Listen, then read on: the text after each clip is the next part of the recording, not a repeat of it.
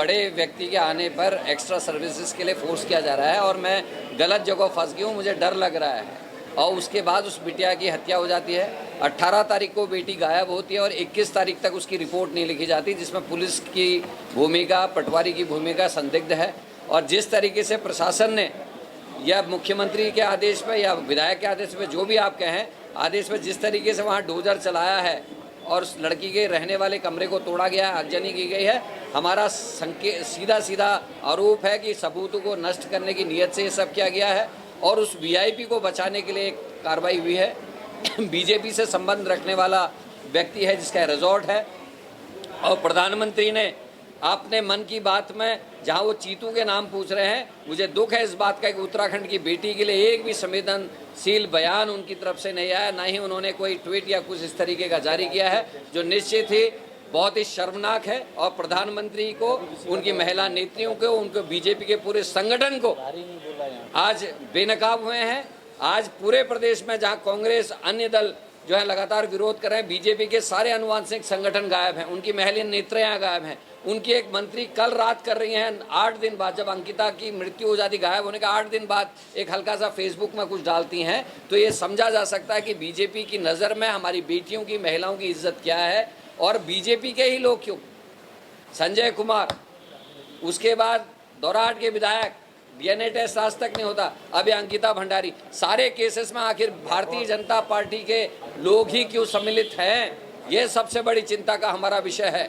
और बीजेपी की महिला नेत्रियों को चुनौती है मेरी कि वो क्यों चुप है। क्या ये भी वो प्रचार, झगड़ा या जहाँ भी आंदोलन वो केवल पार्टी देख के करती हैं? अगर किसी और ने किया तो आंदोलन करेंगी, लेकिन अगर उनकी पार्टी के लोग अगर कोई कुकृत्य करते हैं तो सांप सूंघ जाता है। महिला सशक्तिकरण बाल विकास मंत्री चुप, उनकी महिला आयोग की अध्यक्ष चुप, उनकी महिला नेत्रियां चुप, उनकी दुर्गा वाहिनी चुप, आखिर कब बोलेंगे? और उनके जो माननीय मोदी जी हैं, उनको शर्म आनी चाहिए। चीतू के नाम पूछ रहे हैं, एक बिटिया मारी गई है इस उत्तराखंड में, इससे पहले उत्तर प्रदेश में कुछ दिन पहले ऐसी घटना घटी, लेकिन कहीं एक शब्द लिखने में भी उनके हाथ कांप रहे हैं। ये हमारी चिंता का विषय। रिमांड पे लेना चाहिए था और पुलिस ने अपनी रिमांड में अपराधी को ना लेने के लिए एप्लीकेशन नहीं लगाना, इस बात का संकेत है कहीं ना कहीं पुलिस इस हाई प्रोफाइल केस को दबाना चाहती है, उस वीआईपी को बचाना चाहती है। डीजीपी जिस तरीके से उसके लड़के के पिता से, जिसका नाम अपराधी में आया है, जिस तरीके से मिल रहे थे, वो निश्चित ही जिस तरीके की बातें सामने आ रही वो चिंता का विषय है।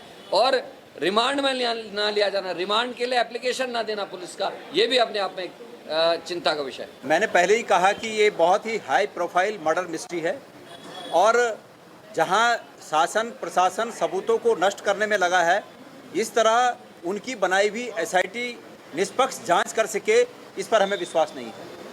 उत्तराखंड के नौनिहालों के भविष्य का सवाल है। ये केस एक नज़ीर बने और आगे कोई हमारे बच्चों के भविष्य के साथ, उनकी ज़िंदगियों के साथ खिलवाड़ न कर सके, इसके लिए आवश्यक है कि इस केस को बिल्कुल दूध का दूध और पानी का पानी होना चाहिए। इसीलिए मैंने मांग की है कि ये केस बिल्कुल फिट बैठता है कि इसकी सीबीआई जांच हो। भारतीय जनता पार्टी की एक महिला नेत्री की संदिग्ध स्थितियों में मौत हुई और जब उसकी सीबीआई जांच हो सकती है तो हमारी उत्तराखंड की बेटी के हत्या पर सीबीआई क्यों न जांच करे?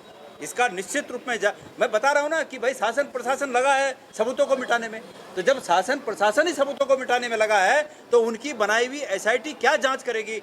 ये सब दिखावा है, कुछ नहीं है। अगर इसकी जांच होनी है तो इसकी सीबीआई से जांच होनी चाहिए। और मैं माननीय मुख्यमंत्री जी से निवेदन करता हूं कि 24 घंटे के अंदर वो उस वीआईपी का नाम उजागर करें जिसके लिए हमारी बेटी की बलि चढ़ा दी। लेकिन जो व्यक्ति ये कह रहा है कि घटनास्थल रिसोर्ट नहीं है, घटनास्थल वहां है, वो तो मुझे वकील लग रहा है। इसका बताओ वहां अपराधियों का वकील है फिर कोई जो इस तरह की बातें कर रहा है। आप लोग तो भाई पता, ये हो सकता है कि जिस कमरे में वो लड़की रह रही थी वो घटनास्थल नहीं था।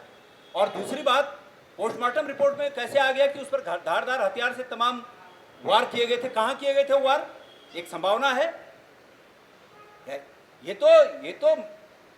ये अगर किसी ने कहा, मैं तो नहीं समझता कि कोई ऐसे पदों पर बैठे हुए लोग इस तरह की बात कर सकते हैं क्या, कि ये तो उसके पक्ष की बात हो गई, इसके वकालत की बात हो गई कि भाई घटनास्थल वो नहीं था, घटनास्थल तो वो वो था स्वयं उपस्थित था क्या वहाँ जिसने वो दिया है?